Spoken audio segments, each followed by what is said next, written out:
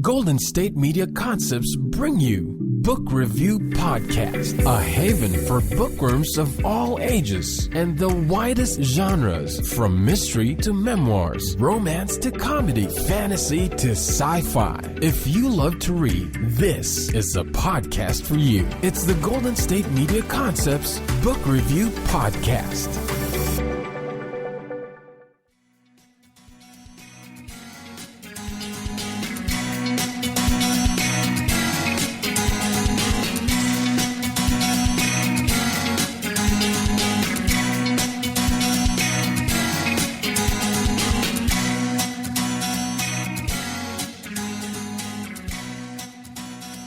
Hello and welcome to the GSMC Book Review Podcast, brought to you by the GSMC Podcast Network. I am your host, Sarah, and I hope that you had a wonderful Thanksgiving yesterday, however you may have celebrated. Ours was lovely. We spent it with some friends, and it was quiet, but really, really nice. I ate carbs, a lot of carbs, which I haven't been doing much of lately, so... yeah, that was a really nice day of feasting. But not only feasting and carbs, but spending time with friends and Skyping with my family and speaking over the phone with my in-laws. It was just a great day full of friends and family and feasting and fellowship, if you want to go with great alliteration there. I hope that however you spent yours and whomever you spent it with, that whether it was biological family or family of your own choosing or however that worked out, that it was also a day full of love and laughter and feasting, if that's what you like to do. If you had to work yesterday, thank you so much for doing that. I hope that there's still some time to spend with family and friends. We are here with another interview. We had two this week, as I mentioned on Tuesday's episode, and also as I mentioned, I am speaking today with Susan K. Hamilton about her new book, Shadow King, which is a dark fantasy tale. And I have to admit that a while back, I don't even know when, I didn't really realize that there were different subgenres of fantasy. I mean, I guess I realized that there was a difference between types of fantasy, but I'd never thought about the fact that they would have different names. So for instance, high fantasy, where you have, entire worlds that are being built, and let's say Lord of the Rings would be high fantasy, as opposed to urban fantasy, which it tends to take place alongside our regular current modern world type of thing. Well, now I find out that there's also dark fantasy, and I guess I hadn't really thought about that either. Apparently, I just read and don't think too much about the genre. So I love learning new things, and I learned with this interview, speaking with Susan and reading her book, that there is such a thing as dark fantasy, and she talks more about that in the interview. I'll let her do that. I instead am going to give you the description from the back of the book, and that says, centuries ago, the fairy realm was decimated by a vile and corrupt spell. To survive, the different fairy races, led by the Fae, escaped to the human realm, where they've lived ever since. As the Fae patriarch of Boston's criminal underworld, Aiden Collins enjoys his playboy lifestyle while he works from the shadows to expand his growing empire. Until one night, when he shares a shot of whiskey with the lovely Saradin Moore. A Fae seer, Saradin is haunted by a vision of the Fae responsible for destroying Fairy and murdering her family. Common sense tells her to stay away from Aiden, but his magnetism and charm are irresistible. As their passionate affair intensifies, Saradin is pulled into the center of the underworld.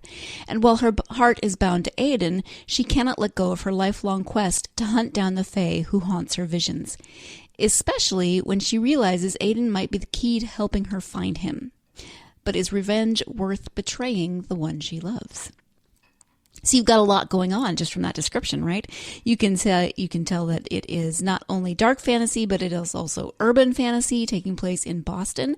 What I found different about this book, though, was that the fairy world is basically completely integrated with our own world. Often in urban fantasy, there's kind of a separation where some people know it's there, some people know it exists and can see it, while the majority of humans cannot, and they sometimes stumble into it or end up being able to see it for some reason or another. In this case, everyone knows it's there. Fairies and humans live alongside each other. They have had to figure out how to do that, how to integrate, etc. I thought that was a really interesting take on kind of a typical urban fantasy. So you've got dark fantasy, you've got urban fantasy. There is obviously romance. There's a bit of mystery with Saradin trying to figure out who this fae is that she keeps seeing in her visions. And you've got some great complex characters because Aiden is the head of a crime syndicate, if you will. He's the patriarch of Boston. He does things that I don't necessarily always approve of, that make me go, oh, yeah, I really don't like you right now. But he's not just that one thing. And there are other things that I appreciated about him. They didn't make me want to ignore the stuff that I didn't like, but they at least reminded me that this was a very complicated individual. And Saradin as well has different layers as she interacts with Aiden and tries to figure out how she's going to navigate this relationship with the quest that she's had for herself for her whole life of figuring out who was responsible and who is the person that she keeps seeing in those visions. So if you like urban fantasy, this is definitely something that you'll want to check out. If you've never read dark fantasy or urban fantasy, then give this one a shot.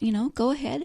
Like I said, it's got lots of different elements with mystery and crime and romance, all those good things. So enough out of me. Let's go ahead and turn now to the interview with Susan K. Hamilton about her book, The Shadow King.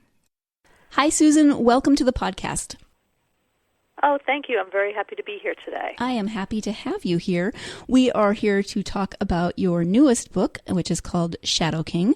Before we do that, though, I would love for my listeners to get to know you a little bit. Could you share a little about yourself? Sure. I live in the Boston, Massachusetts area. I have lived here my entire life. In fact, my family is pretty much the first boat after the Mayflower kind of descendants. Wow. So we've been here a long time. I went to school in-state at the University of Massachusetts, Amherst. I work in the pharmaceutical industry, actually, as a communication specialist. So communication and writing is both my hobby and my profession. And I am married to my husband, Jeff, and we live about 30 miles outside the city with our cat, Rio, who is actually recovering right now from hip surgery. Oh, well, I hope Rio is okay. She's doing much better. In fact, she's sound asleep on her fleecy blanket in front of a heater right now. Oh, so she's perfect. Very, very happy. Does she have to have a cone of shame? No, she's past the window for the cone of shame, but she actually didn't need one. She was super good about not being nudgy about her incision. Oh, so. Good for her. Which was really good. Yeah. I hate putting them in the hose. I know. They look so miserable. Yeah. So we're not here to talk about your cat, although I could. Tell us a bit about Shadow King. Shadow King is a dark urban fantasy. I started writing it probably around 2016 or so, and did the usual, wrote it, went through a bunch of my own internal edits, had a couple friends beta read it for me, and then I decided to take a chance and enter it in the Launchpad manuscript competition. And the reason I entered the contest was because one of the things you could get was feedback from the judges. And sometimes as a writer, it is so hard to get feedback from the industry. Mm-hmm. I mean, if you submit just to a slush pile at a publisher, and I understand they get thousands and thousands of unsolicited manuscripts, so they can't tell everybody, what's good and bad about their individual submission. But at the same time, sometimes you wonder, do they not like it because they don't like the plot development, or do they not like it because they broke up with their significant other last night and nobody's making the cut today? Right. Because it's like, so what if I don't know what to change, how do I get better? Mm-hmm. So the opportunity to get feedback, I was like, all right, if nothing else, I will come away with that, and even if they don't like it, at least it gives me something to think about from a revision standpoint. Mm-hmm. To my delight, I got a first notification saying I'd made their top 75 list, and then I made the top 50, and I made it all the way to their top 10 finalists. Wow. Which was thrilling. Yeah. and very unexpected. And although I did not win the overall competition, that was how I hooked up with Inkshares, my publisher. And by the time the competition was done, they do a crowdfunded publishing model. So by the time I was done with the competition, although I didn't win, I had garnered enough support from readers to qualify for publishing through Inkshares. So had it not been for that competition, I wouldn't be here today having this conversation probably. Interesting. That's really fascinating. So this is a dark urban fantasy, as you said. What was your inspiration for the story? The inspiration, it's maybe a little more unusual than people might think, is I was trying to come up with an idea for National Novel Writing Month, or NaNoWriMo, which the people listening are probably familiar, but if not, it's a competition where you're challenged to write a 50,000-word rough draft in 30 days. Mm-hmm. It's going on right now. And it is. In fact, I was going to do it this year, but the cat surgery kind of put the kibosh on that. Yeah. But there's always next year. But I was trying to think of an idea for that particular nano competition, and I just wasn't coming up with anything. And it was literally about 24 hours before the start of the competition, and I was outside raking leaves. And sometimes doing something just physical where you don't have to put a lot of intellectual thought into it is the best solution when you're blocked on a problem. And as I was working, I was just thinking about different things I liked and, what could I write about? And I started thinking about, I've always had a soft spot for Irish folklore. So I said, well, is there anything I could do with that? And I said, well, if all of these fairies we know from Irish folklore, lived in this world, what would they do? And I said, well, the light fairies would be the models and the actresses, because you always see them portrayed as tall and beautiful and elegant. I said, so they'd definitely be the showbiz end of it. I said, but what would the dark fairies do? And I said, well, they'd probably be the criminals. And all of a sudden I went, they'd probably run Boston's criminal underworld. And I literally put down my bag, I put down my rake, I went back in the house, and I hand wrote probably a page of notes just about that concept. Because as soon as I thought of it, I was like, there's something there, I don't know what yet. But it was the first idea I got excited about. Mm-hmm. Interesting. And then I went back out and finished the yard work so I didn't completely desert my husband and leave him to finish it. Right. And then I went back in, and the next day I started Nano, and out of that came the first draft of Shadow King.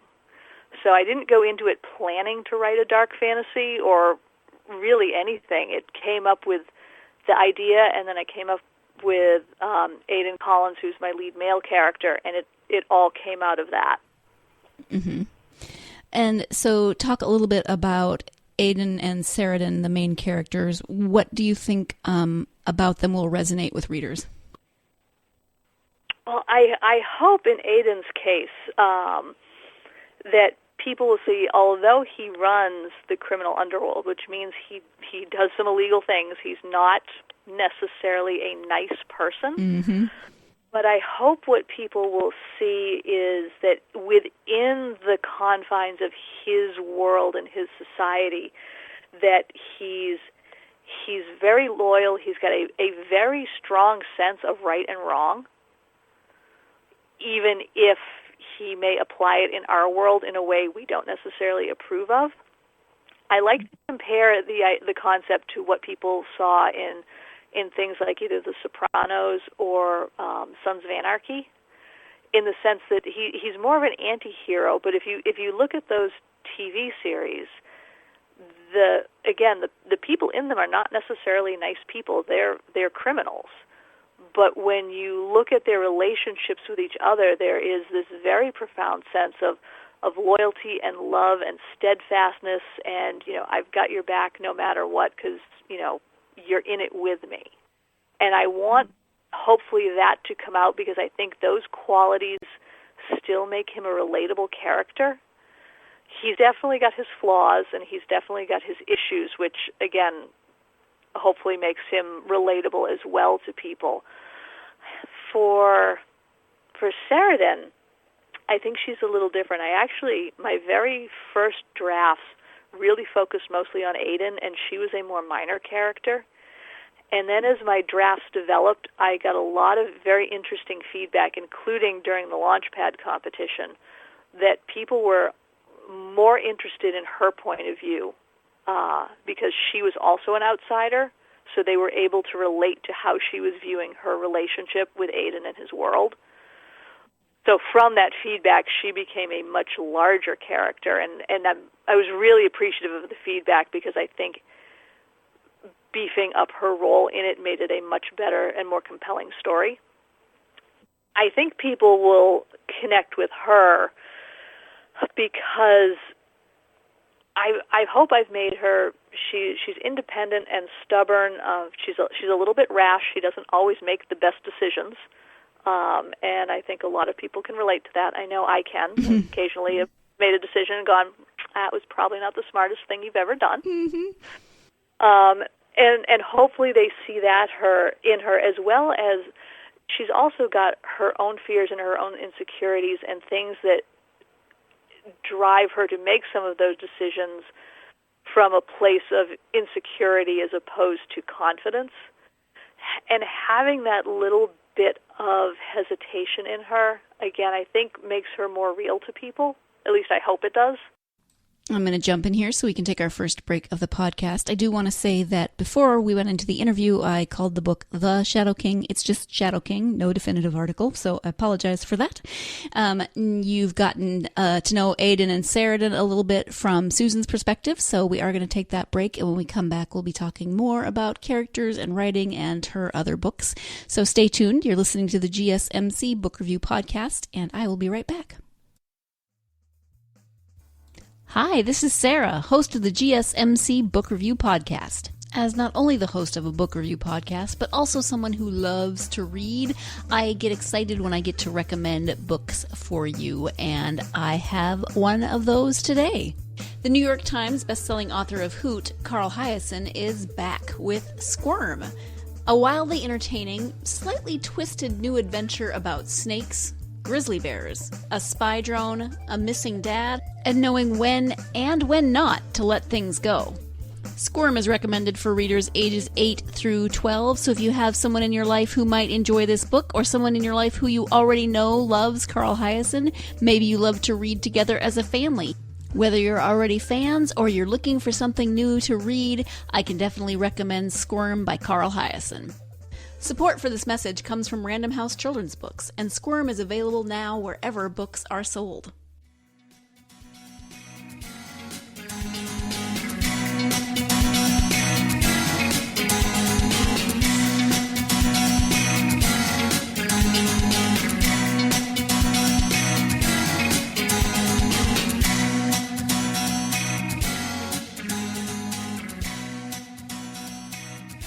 Welcome back to the GSMC Book Review Podcast. Before the break, Susan was talking about her two main characters, Aiden and Saradin, and the layers and levels of complexity that exist within those characters. So with that refresher, let's go ahead and get back to the interview. I really, I didn't read early drafts, obviously, but I definitely appreciated the fact that both voices were present, so that you had Aiden's voice and Saradin's voice, and you were getting the story from at least two different viewpoints. And Wonderful. In terms of Aiden, he's such a fascinating character because when the book started, there's a scene, I'm not going to give anything away, but there was a scene and I was like, oh my gosh, I kind of hate this guy. And then, so there's his professional persona, and then there's the way he interacts with Saradin that's respectful, and it's sometimes you get some issues with consent in novels like this, and there's none of that. So there's just some really, he's very multifaceted, and I was glad that we moved beyond my initial "I kind of hate this guy" reaction. Good. I'm glad, because I'm hoping that people will hate some of the things he does. Yeah. But become invested enough in him to say, I didn't like that he did that, but I can understand why. Yeah. So, and I'm backtracking a little bit, but thank you for putting a pronunciation guide in the back. Oh, you're welcome. I got that feedback. The first book I had ever put out, I did not do something like that, and I had a number of people say it would have been helpful, so I always remembered that, and I was like, the next one, I will absolutely make sure I remember a character list. Mm-hmm. I love fantasy, but sometimes I'm like, I have absolutely no idea how to pronounce this word. So thank you for that. I know it's fantasy, but are there autobiographical elements in the story or the characters, besides the setting, obviously, Boston? In this particular case, I would say no. In my own imagination, I wish I was as kick-ass as Sheridan is in some of it, but I'm not. But I would say not terribly in this case. Although I did have someone tell me I tend to be a come as you are, not wear makeup, blue jeans and sweatshirt kind of girl. And one person pointed out that there is one scene where Sheridan makes a point where she's just is kind of just beyond. She's just over the idea of like having to dress up. And then someone said, "That sounds a little like you." And I was like, "All right, maybe that one little scene, yes." Right. But that's probably about as autobiographical as it gets. Okay. And then you said you were inspired by Irish folklore. What kind of research did you do for the story? I actually didn't do a lot of formal research. Having just read some folklore over the years, the idea of the Seelie and the unseelie courts is, I don't know, like kind of ingrained in me a little bit. So I did not base this on any one particular fairy tale or legend. I did do some research to try and find types of fairies from other cultures, because throughout the book they interact with some Persian fairies, some Norse fairies, and I wanted to make sure that I had at least authentic names and descriptions of what these creatures at least looked like. So I did do some research in that respect. A lot of the Boston research is just from walking around. One of the jobs I had in the city, I used to be able to walk to where the federal courthouse is in the Seaport area, which has become very developed and is a very now up-and-coming part of the city. And there were these beautiful condominiums being built, and I used to be able to go from my office, make a loop around where the condos were being built, and then get back within the confines of my lunch break. So I watched these go up, and every time I walked around it, when you looked back, it has this beautiful view across Boston Harbor to the financial district, which, in my opinion, is one of the prettiest views of the city that you can get. And as I was starting to write the book, one day I was like, this is exactly where Aidan would live. And like, he would pay big bucks to have the penthouse in this building and have that view. And from there, I started kind of looking at the area around it, where the restaurants were, where a few other things were, and started pulling them in as scenes and settings for different scenes in the book. Now, often with urban fantasy, you have the human world existing alongside the other world, whatever kind of world it is. In this case, we have fairies. And some people know about it, but most people don't. In this case, everyone knows. The fairies have integrated. So can you talk a little bit about that decision? Yeah, sure. I didn't want the fairies in this book to have an easy out, in the sense that if something went wrong, I didn't want them to be able to just jump back to the world of fairy and have no consequences.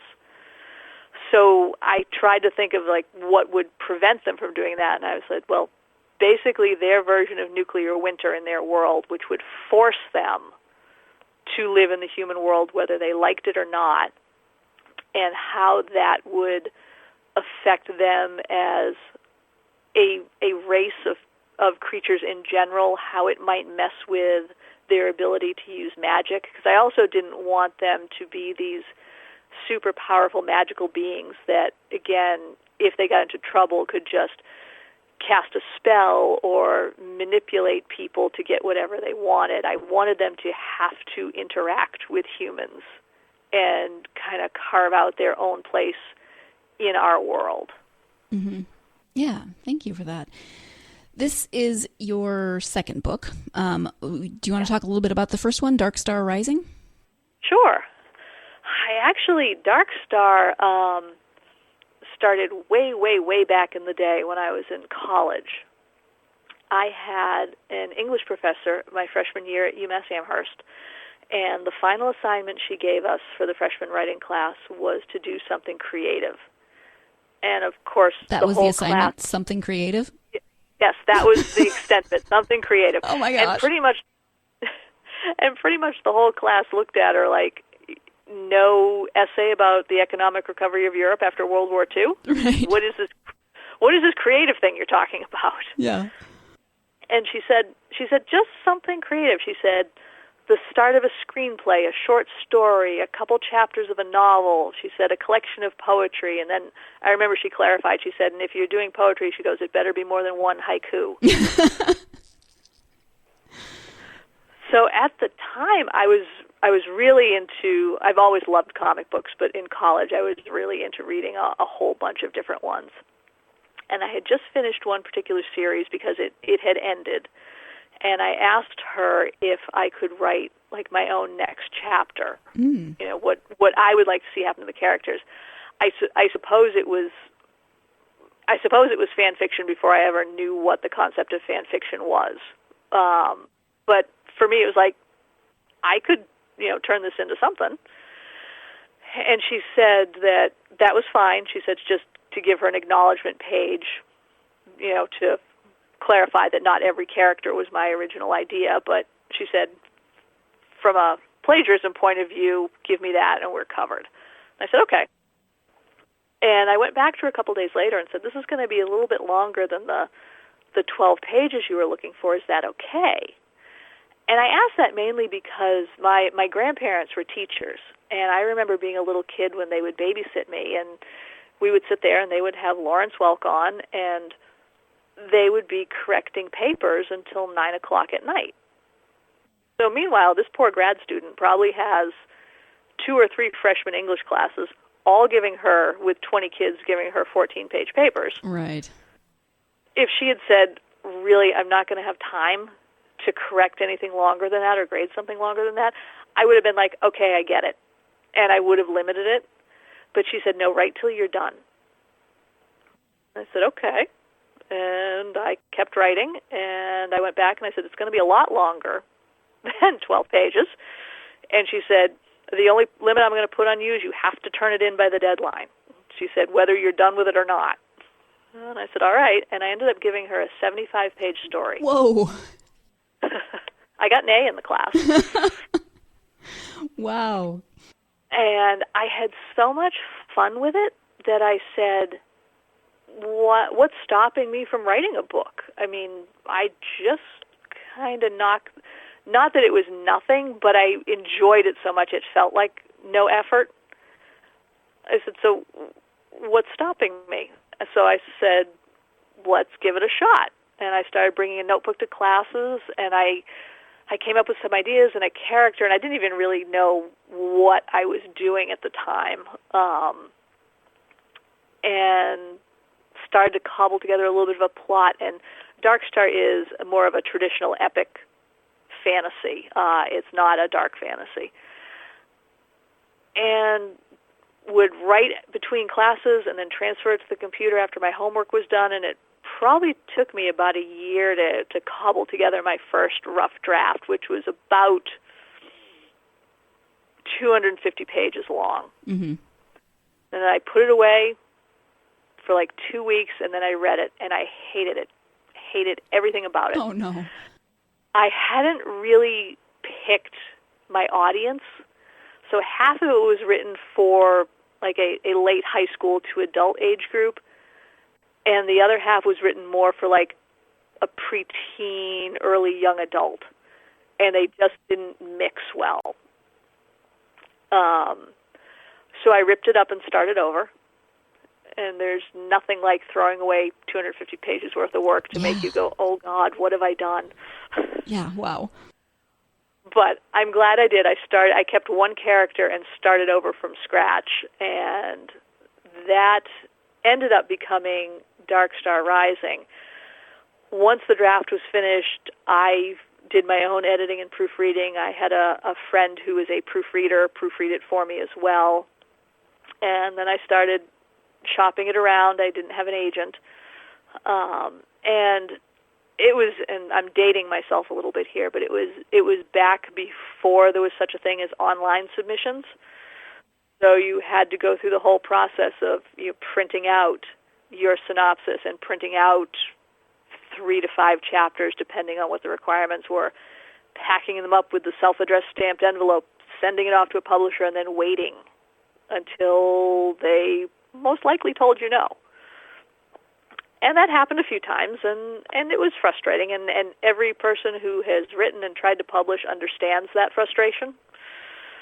And I looked at self-publishing, but at the time, you had to contract with a small press.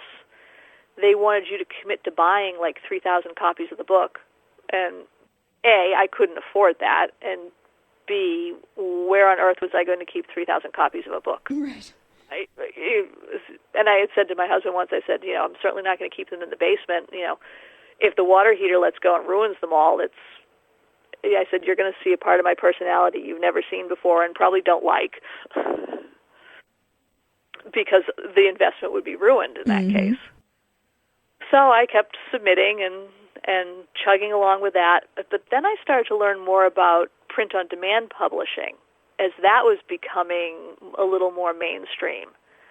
And that was interesting because it allowed you to self-publish, but because you weren't committed to, you still had to obviously, pay a fee for the design and all of that, but you weren't committed to that mass quantity of books.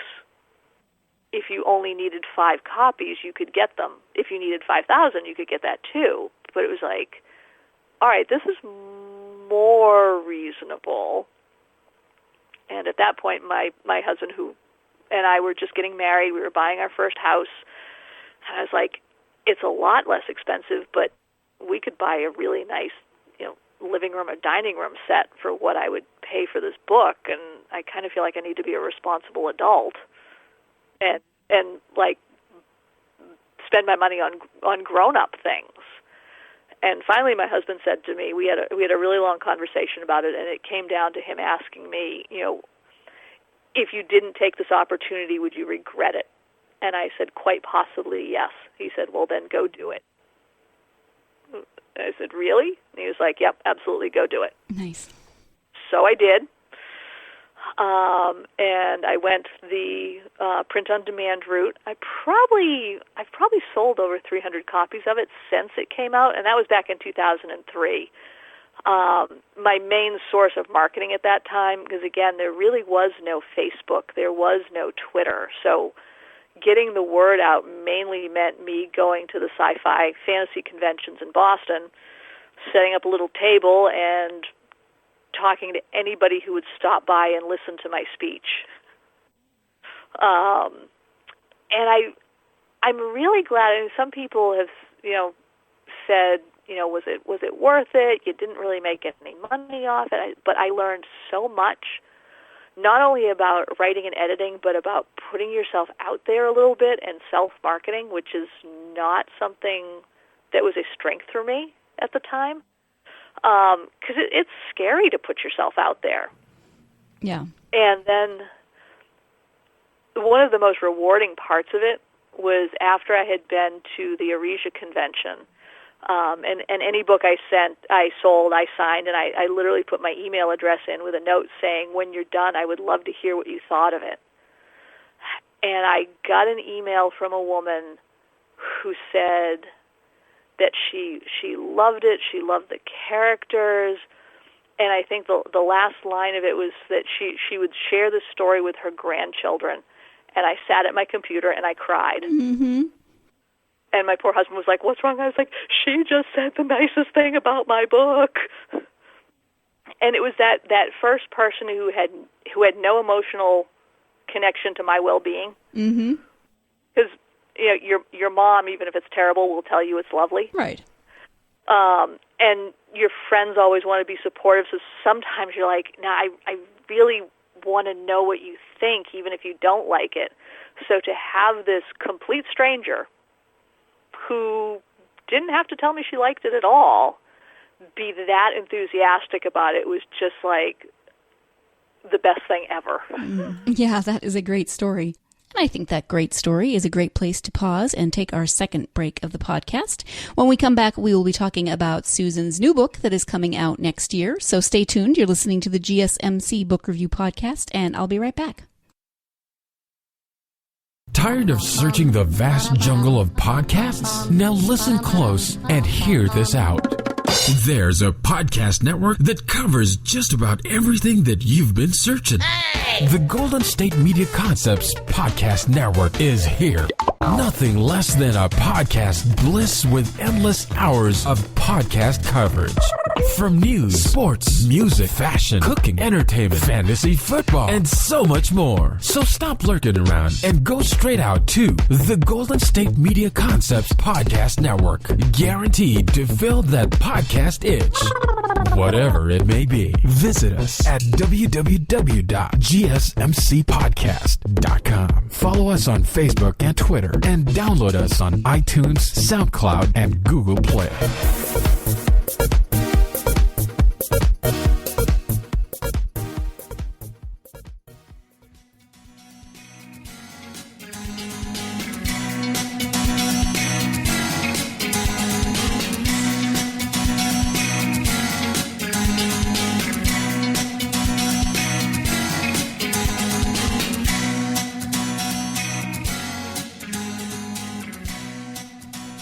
Welcome back to the GSMC Book Review Podcast, and we're just going to jump right back into the conclusion of my interview with Susan K. Hamilton. You also have another book, The Devil Inside, coming out in 2019. So it's not out yet, but what can you tell us about that story? That story was another NaNoWriMo plot of mine, which I did the year after Shadow King, and I also entered it in the Launchpad manuscript competition the year after Shadow King did, and I ended up top 25 on that one, so I was very excited to go back to back. Yeah. The Devil Inside, my main character is Mara Delahan, and she is a devil, and she is working her way to become Hell's top sales and acquisitions devil for the year. Oh, jeez. And she's got some rivals hot on her heels for that point, for that position. And after a long day at the office, she crosses paths with Duncan DeMarco, who is a handsome angel stuck in a dead-end job with a boss he hates. And he's exactly the kind of trouble that she doesn't need but can't resist. And they end up embarking on an illicit love affair, knowing that if they are found out, it will likely mean not only their careers, but possibly their lives, because everyone in hell knows that Lucifer will most likely rip the wings off any devil who's caught getting friendly or frisky with an angel. Mm-hmm. Oh, interesting.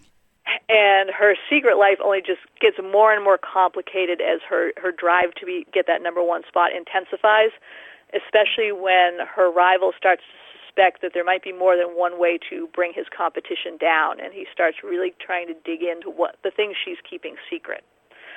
And she tries to cover her tracks, but of course sniffing out dark secrets are what she and her fellow devils all do best.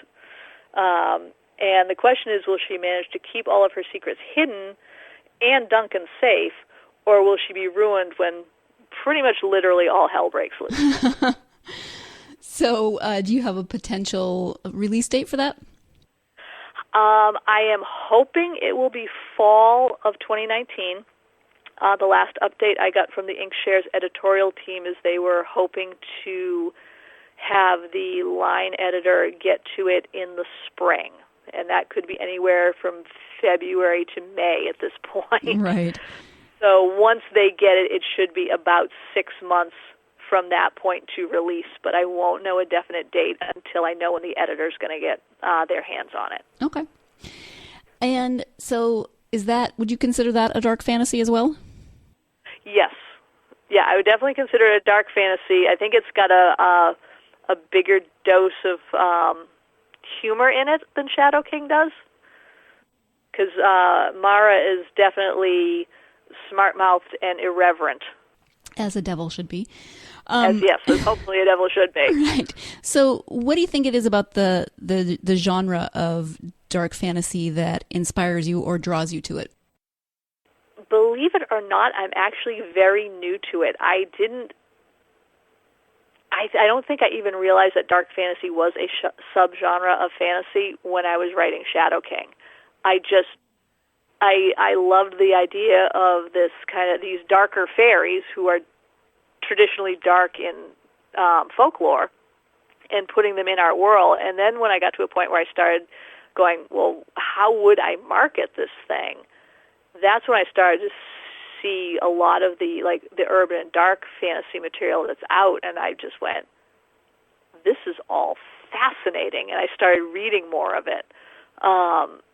In particular, Kim Harrison's series with the Hollows has been wonderful. I've been working my way through that and enjoying it very much. I think what appeals to me about the dark fantasy aspects is that in the world today, I mean, there are some pretty dark aspects of our world, which is unfortunate. And the dark fantasy, I think, gives you a way to address some of the darker parts of society and psychology from a bunch of different angles. By using fantasy creatures, it gives you a chance to examine things like in Shadow King, there are some, I don't get into it too deeply, but there are some elements of racism in there. And kind of explore those themes through a slightly different lens, if that makes sense. Yeah. Okay. Well, thank you for that. We've got the book coming out in 2019. What's next? Are you working on something else?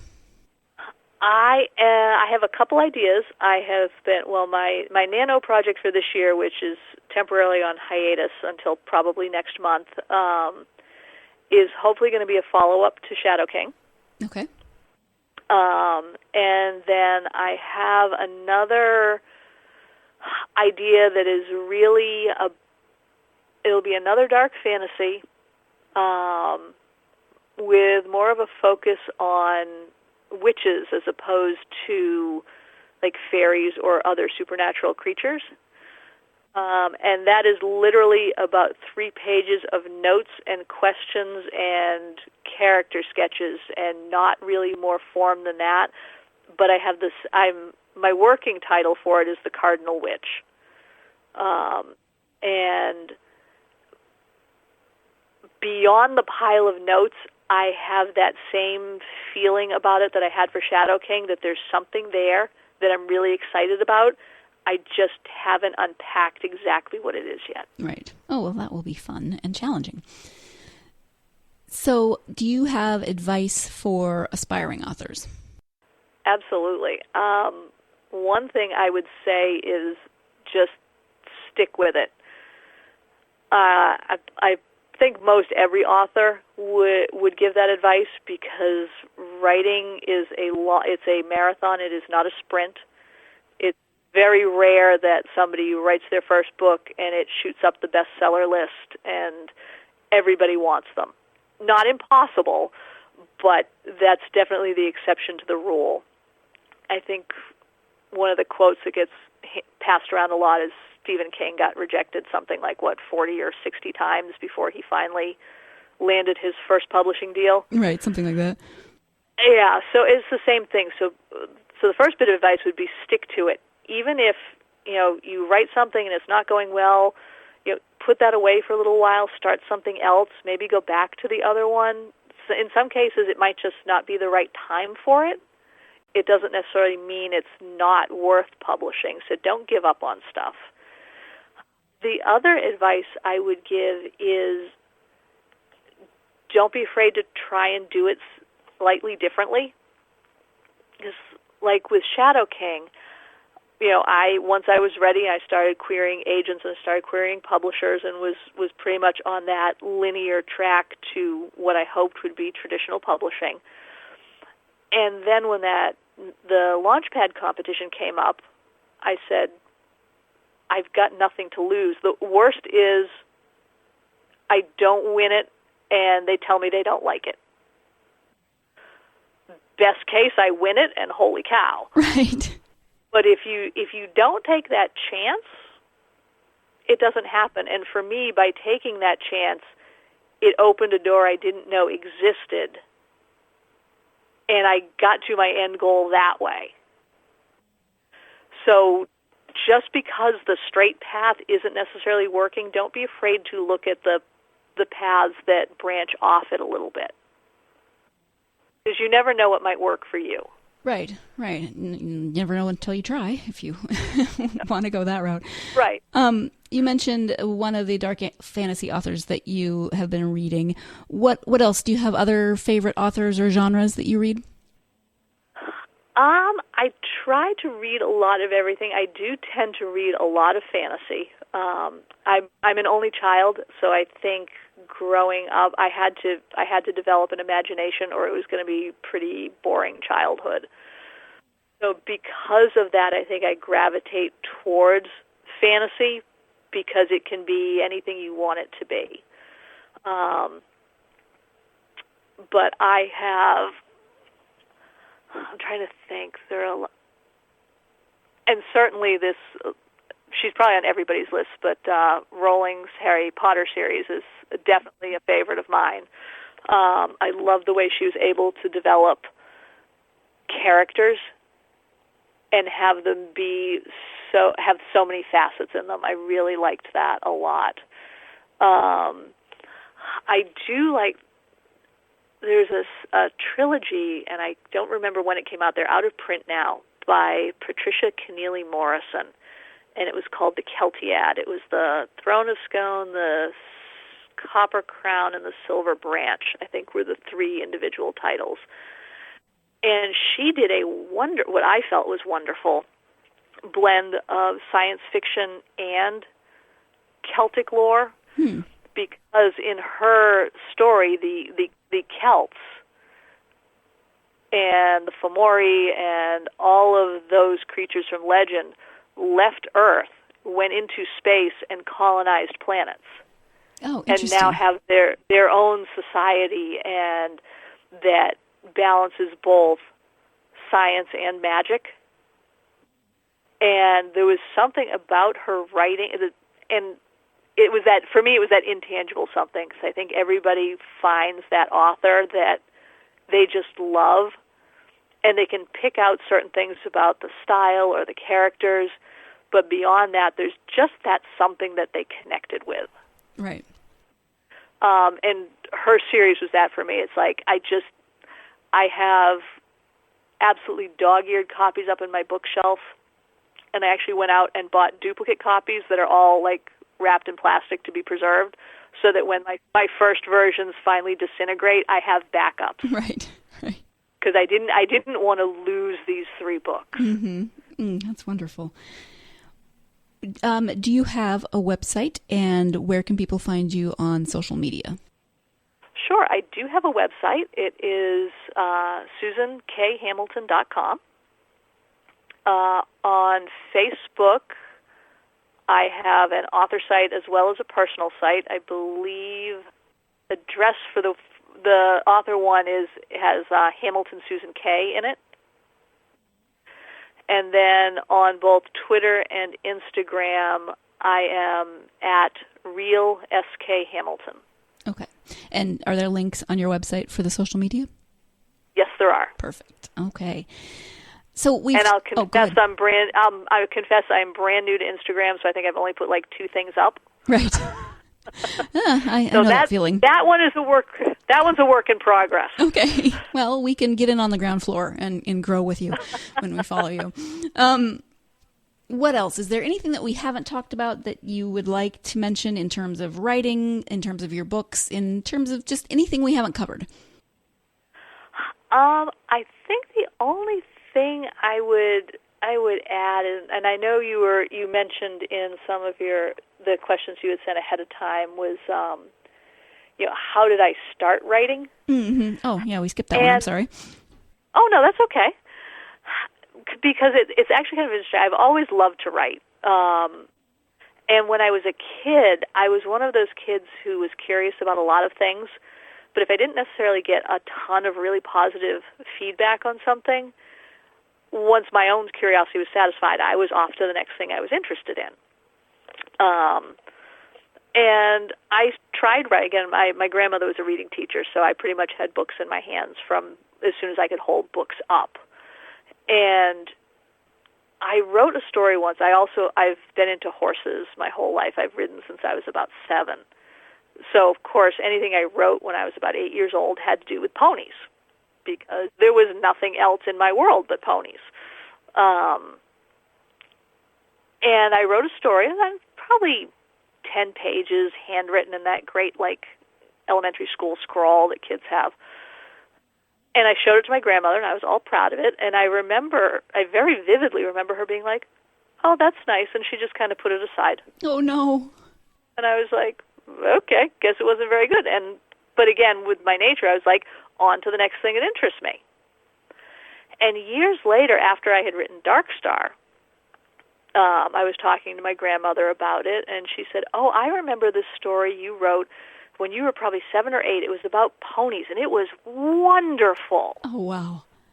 And I said, "You didn't say anything to me about it back then." I said, I never thought you liked that story. And she said, "Oh, no." She goes, I thought it was far too good for a child your age. I thought you had copied it, and I didn't want to encourage that." Oh, no. And I was like, "Well, thank you for the vote of confidence on my moral upbringing." and she got all flushed. She's like, "No, that's not what I meant." Oh, I was like, hilarious. Oh, man. So I could have been writing all these years. So that was really the genesis of my writing, was way back then, but from about age probably 9 to college, unless it was an assignment in school, I kind of took a hiatus from it. And it was thanks to that freshman writing teacher that I got back into it and realized how much I enjoyed it. Yeah. It's just amazing the way maybe seemingly offhand comments can really change the way you view things, from the 8-year-old whose grandmother said, "Oh, that's nice," to then the freshman in college who really was encouraged to write until you're done. Yep. Yeah, that's awesome. Anything else? I don't think so, unless you have other questions.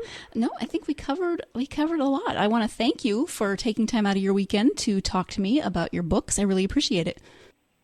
Oh, no, I appreciate the opportunity to talk to you. Yeah, it was wonderful getting to know you and your books. So the book is Shadow King. It is out now, and I guess we didn't talk about, you can find it pretty much anywhere, right?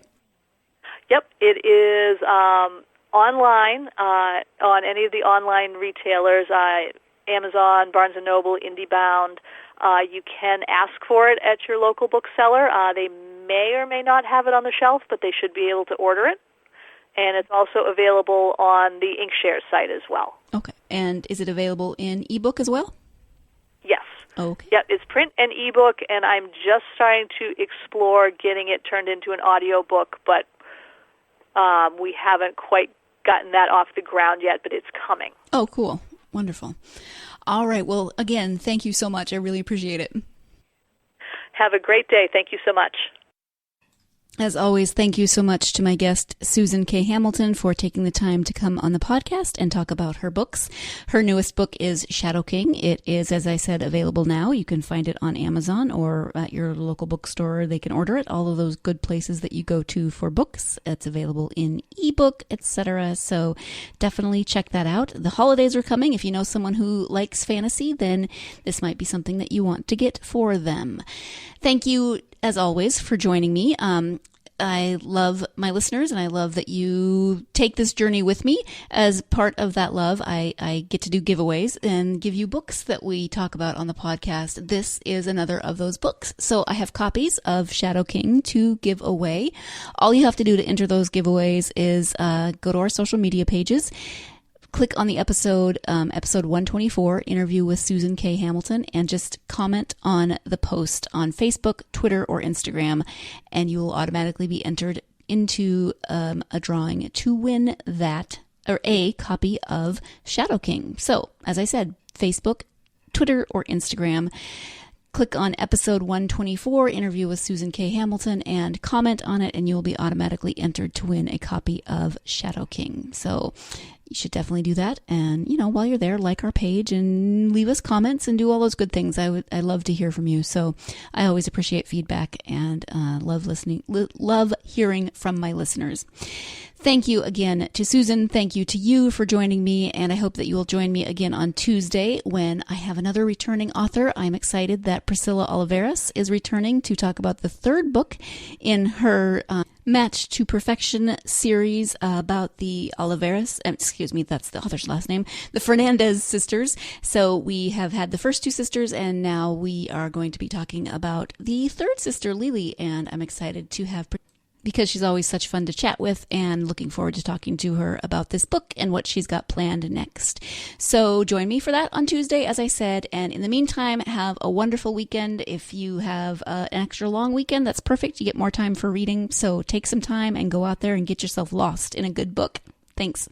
You've been listening to the Golden State Media Concepts Book Review Podcast, part of the Golden State Media Concepts Podcast Network.